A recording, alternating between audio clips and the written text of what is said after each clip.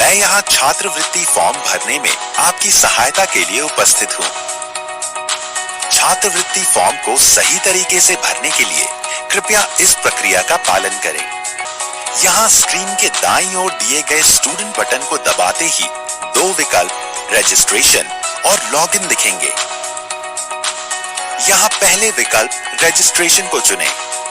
Registration केवल fresh form भरने वाले छात्रों के लिए ही है। जो रिन्यूअल के छात्र हैं, उन्हें केवल गत वर्ष के अंक तथा प्रवेश की तिथि एवं विश्वविद्यालय द्वारा दिया गया एनरोलमेंट नंबर, गत वर्ष प्राप्त अनुरक्षण भत्ता व फीस एवं वर्तमान वर्ष में जमा की गई फीस का विवरण ही भरना है। फ्रेश फॉर्म भरने वाले छात्रों के लिए रजिस्ट्रेशन का विकल्प चुनते ही एक नया पेज खुलेगा, जिसमें मांगी गई सभी सूचनाएं सही भरें। यहाँ इस बात का भी ध्यान रखें कि आपके हाई स्कूल प्रमाण पत्र में दी गई सूचनाओं के साथ ही आपके आधार कार्ड से भी आपका नाम और आपकी जन्म तिथि का मिलान आवेदन पूर्ण करने के लिए आवश्यक है। आपके आधार कार्ड से नाम और जन्म तिथि के सत्यापन के बाद इसी आधार नंबर से लिंक मोबाइल नंबर पर आए OTP से भी इसे सत्यापित होना जरूरी है। यदि आपके आधार कार्ड में दी गई सूचना में कोई अंतर हो तो इसे संशोधित कराकर ही आवेदन करें। सभी मांगी गई सूचनाएं फॉर्म में भरने के बाद जो पासवर्ड आप बनाएंगे उसे जरूर कहीं लिख लें। फॉर्म भरने के बाद सबमिट का बटन दबाएं। अब आपको लॉगिन करना होगा, परंतु उससे पहले कुछ जरूरी प्रपत्र या डॉक्यूमेंट अपने पास निकाल कर अवश्य रख लें, जो आपको इस फॉर्म भरने की पूरी प्रक्रिया में काम आएंगे। यह डॉक्यूमेंट्स हैं शैक्षिक योग्यता का अंक पत्र या प्रमाण पत्र, जाति प्रमाण पत्र, आय प्रमाण पत्र, बैंक पासबुक, शिक्षण संस्थान में जमा की गई शुल्क की रसीद,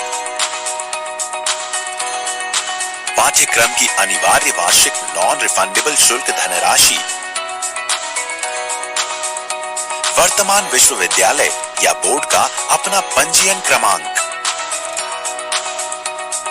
आधार नंबर और हाँ, एक स्कैन की हुई पासपोर्ट आकार की फोटो भी, जो 20 KB से ज्यादा की ना हो। अब लॉगिन करने के लिए पुनः होम पेज पर जाएं और स्टूडेंट वाले बटन के अंदर जाकर दूसरे विकल्प लॉगिन को चुनें।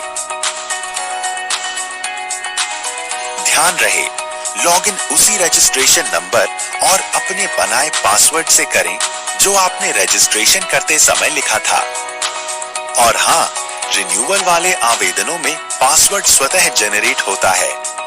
लॉगिन करते ही कुछ महत्वपूर्ण निर्देश आपके सामने खुल जाएंगे। उन्हें पढ़ें और टिक लगाकर प्रोसीड करें। प्रोसीड करते ही आपके सामने एक नया पेज खुलेगा, जिसमें दिए गए विकल्पों में से छात्रवृत्ति हेतु आवेदन पत्र भरें को चुनें। शैक्षणिक योग्यता से संबंधित जानकारी इस पेज पर भरें। यह समस्त जानकारी आपको अपनी हाई स्कूल तथा इंटरमीडिएट की मार्कशीट या अंक तालिका में मिल जाएगी। इसे भरने के बाद सबमिट करना ना भूलें। इस नए पेज पर आपको अपनी निजी जानकारी भरनी है, जैसे उपजाति, पता इत्यादि। उपजाति या सब कास्ट भरते समय विशेष ध्यान रखें। समस्त सूचनाएं भरकर इसे भी अपडेट करें। अब इस नए खुले पेज पर मांगी गई जानकारी जैसे जाति व आय से संबंधित सूचनाएं अपनी जाति प्रमाण पत्र का क्रमांक व आवेदन पत्र क्रमांक एवं आय प्रमाण पत्र का क्रमांक व आवेदन पत्र क्रमांक देखकर सही भरें। इसे अपडेट करते ही हम बैंक से संबंधित मांगी गई सूचनाओं के पेज पर पहुंचेंगे। इन सूचनाओं को भरने के लिए अपनी बैंक पासबुक की मदद लें तथा जनपद, बैंक का नाम व बैंक शाखा का नाम सही सेलेक्ट करें तथा खाता नंबर ध्यानपूर्वक सही भरें।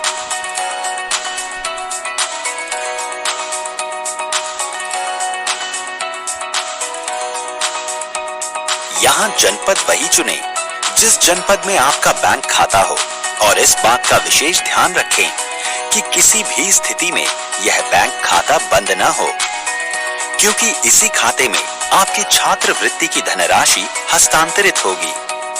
अब इस पेज को पूरा भरने के बाद अपडेट करें। अब हम शुल्क संबंधित विवरण भरने वाले पेज पर हैं।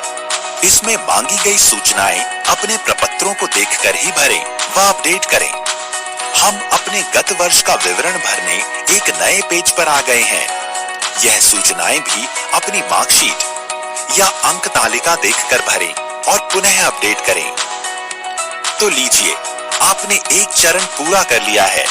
अब फिर से होम पेज पर जाकर फोटो अपलोड के विकल्प को चुनकर अपनी 20 KB वाली फोटो अपलोड करें। आपने यह चरण भी पूरा कर लिया है। अब आपका फॉर्म भर गया है। जांच के उपरांत ही अपना आवेदन पत्र या फॉर्म सबमिट करें।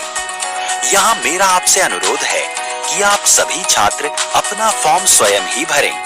यदि किसी अन्य माध्यम द्वारा फॉर्म भरवा रहे हैं तो सभी प्रविष्टियां भरवाने के बाद स्वयं जांच लें और फॉर्म भर जाने के बाद प्रयुक्त हुई सूचनाएं व अपना पासवर्ड अपने पास ही सुरक्षित रखें।